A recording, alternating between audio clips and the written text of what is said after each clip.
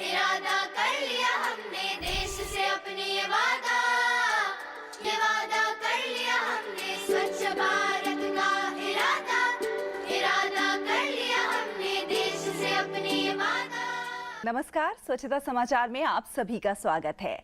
हर दिन की तरह आज भी हम आपको दिखाएंगे स्वच्छ हो रहे भारत की दो तस्वीरें। एक तरफ नैनीताल न्यायालय ने गंगा नदी को दिया है इंसानी दर्जा, तो दूसरी तरफ स्वच्छता मुहिम से हो रहा है स्वास्थ्य केंद्रों का कायाकल्प। सब कुछ दिखाएंगे आपको, लेकिन पहले नजर हेडलाइंस पर। गंगा को मिले इंसानी अधिकार से स्वच्छता के प्रयासों को मिलेगी ताकत। पश्चिम बंगाल के हल्दिया जिले में स्वच्छ भारत मुहिम से बदल रही है स्वास्थ्य केंद्रों की तस्वीर। और अंत में देखिए आज का स्वच्छता मंत्र। तो गंगा की अविरल धारा चलती रहे, इस बात की अब पूरी गारंटी होगी।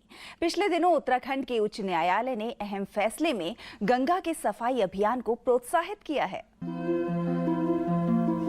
गंगा भारतीय अस्मिता की पहचान है। हजारों वर्षों से बहती इसकी अविरल धारा में सभ्यताएं पनपती रही हैं। यही वजह है कि यह किसी के लिए जीवनदायिनी है तो किसी के लिए मां। लेकिन देश में रोजाना लाखों टन कचरा गंगा के इसी प्रवाह में प्रवाहित होता है। गंगा अविरल रहे, प्रदूषण मुक्त रहे, इसके लिए कई जनहित याचिकाएं डाली गई हैं।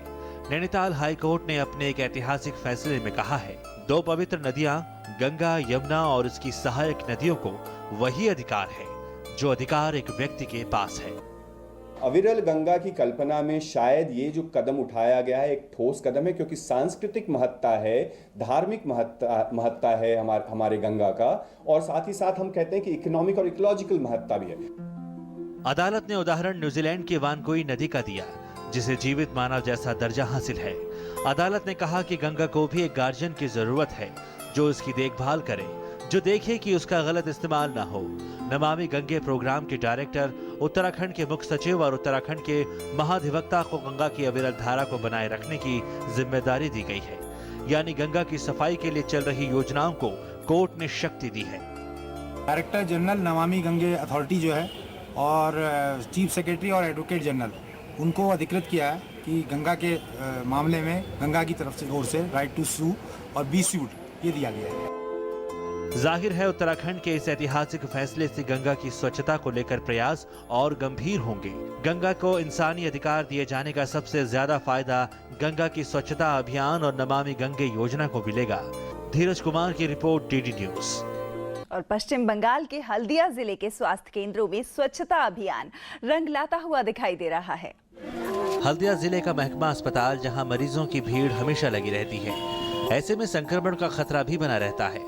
लेकिन अब प्रशासन ने अस्पताल को साफ और सुंदर बनाए रखने के लिए प्रयास तेज कर दिए हैं। पार्क, नालियों सहित कूड़ा घरों को साफ किया जा रहा है। अस्पताल परिसर को सुंदर बनाया जा रहा है। संक्रमण से बचाने के लिए ब्लीचिंग पाउडर का छिड़काव हो रहा है। अस्पतालों को साफ करने के लिए डॉक्टर और नगरपालिका खुद आगे आए हैं। हम अस्पताल को साफ सुथरा बनाए रखते हैं, लेकिन अब हर महीने स्वच्छता अभियान भी चलाएंगे।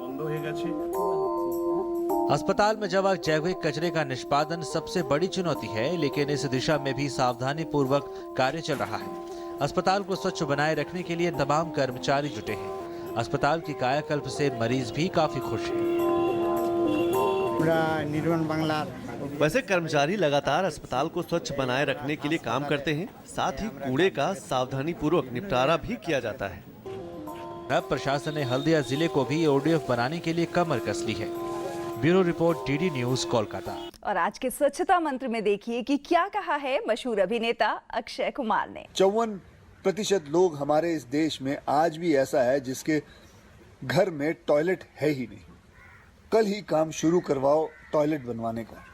और वो लोग जिनके पास टॉयलेट है लेकिन वो फ्लश नहीं करते, अपने बाथरूम के दरवाजे के पीछे एक नोट चिपकाओ कि जब बाहर निकलोगे तो फ्लश करके निकलोगे और अच्छी तरह हाथ धो के निकलोगे।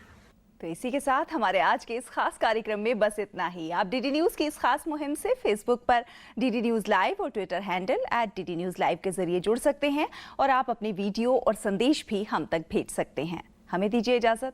नमस्कार। स्वच्छ भारत का इरादा कर लिया